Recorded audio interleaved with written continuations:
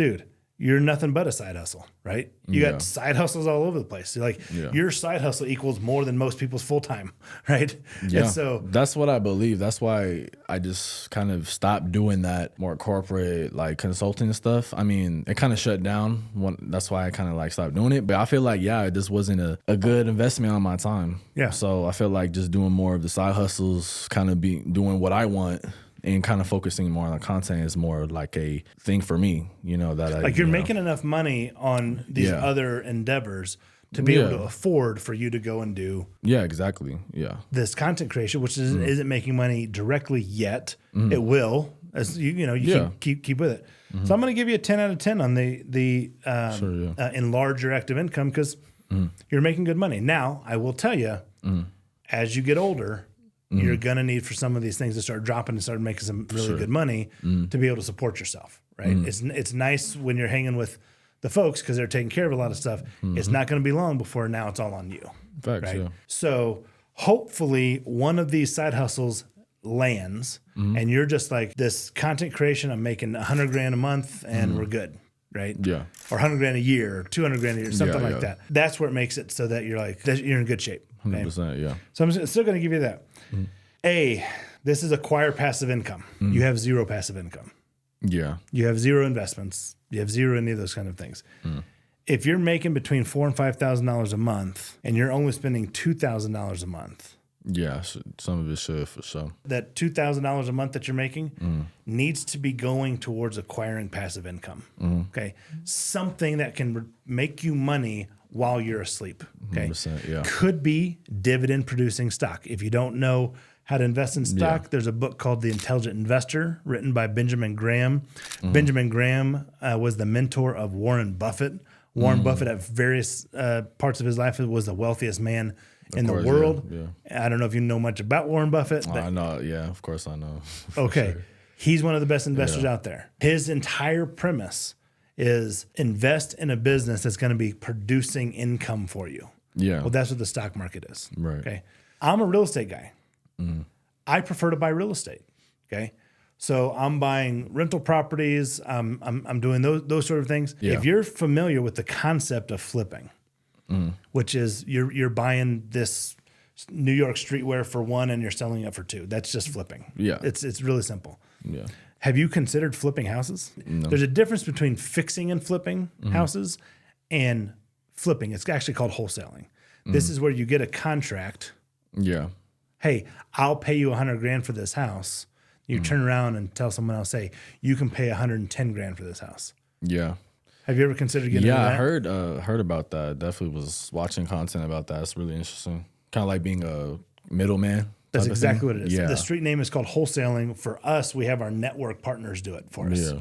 So who I buy my houses from are from wholesalers. Yeah. So if you're looking at like, hey, I might want to get into something that's making like per shirt when you flip a clothes, what are you making on that? Usually, I kind of I go there consistently. I would say every day or so.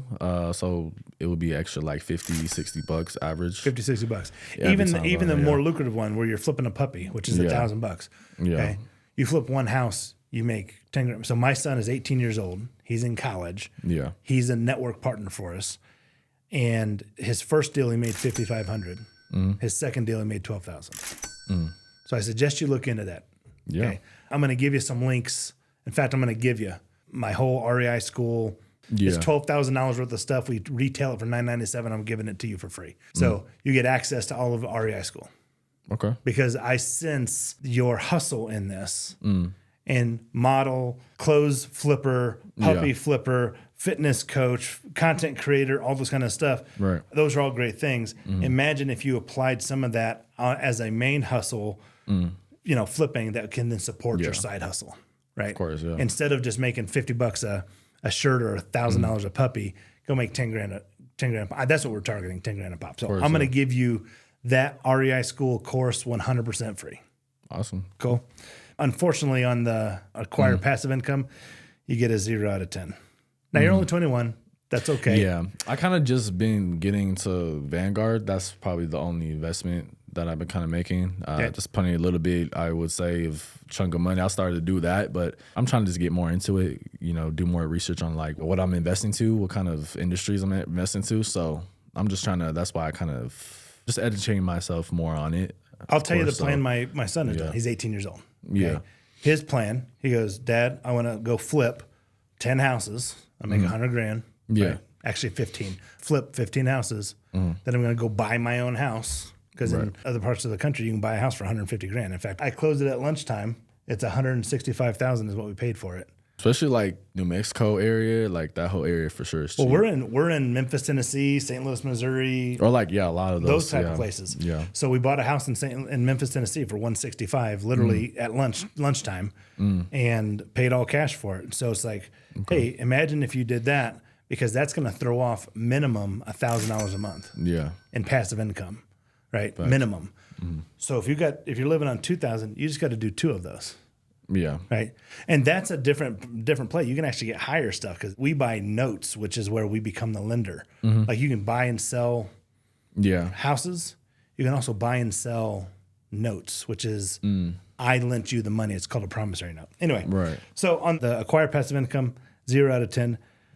L stands for live on passive income. Now the question I've got for you, how do you feel about the notion of living on your passive income?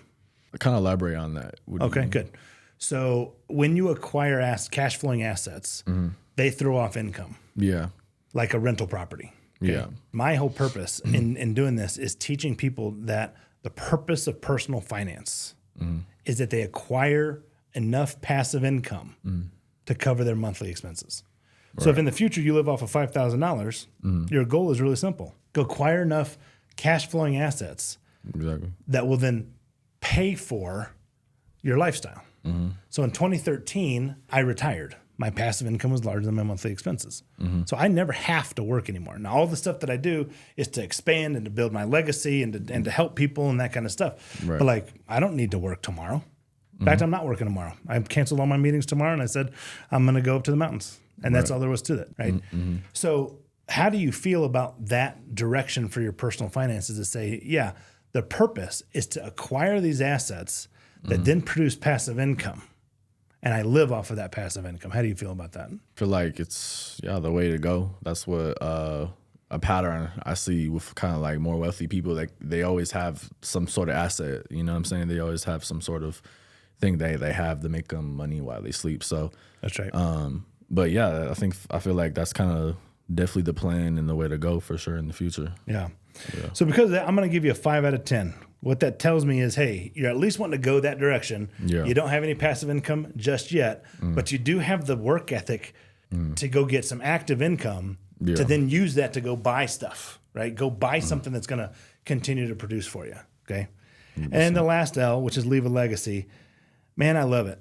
I love the fact that you're trying to reach young men, and particularly in the mindset realm and the physical realm, and just kind of help them recognize, hey, there's a different life out there than what you perceive right now. 100%, yeah. I'm going to tell you, I think you probably got that from your folks and even your older siblings. Yeah. But so thanking your folks would be a big deal, because your mindset, where you're at right now, man, it's because of your folks. Like they've helped you. Yeah. Would you agree with that? I would say, part of them, but their mindset, I mean, my dad, of course, they always had that hard work ethic. Yeah, 100% got it from my dad, that hard work ethic and everything like that. And more of like the leveraging and working smarter, not harder, for my mom, for sure. Yeah. So, yeah. Thanks for watching. Hit the subscribe button right now. You don't want to miss the next episode. Every week, we drop practical money strategies and real stories that'll change the way you think about wealth.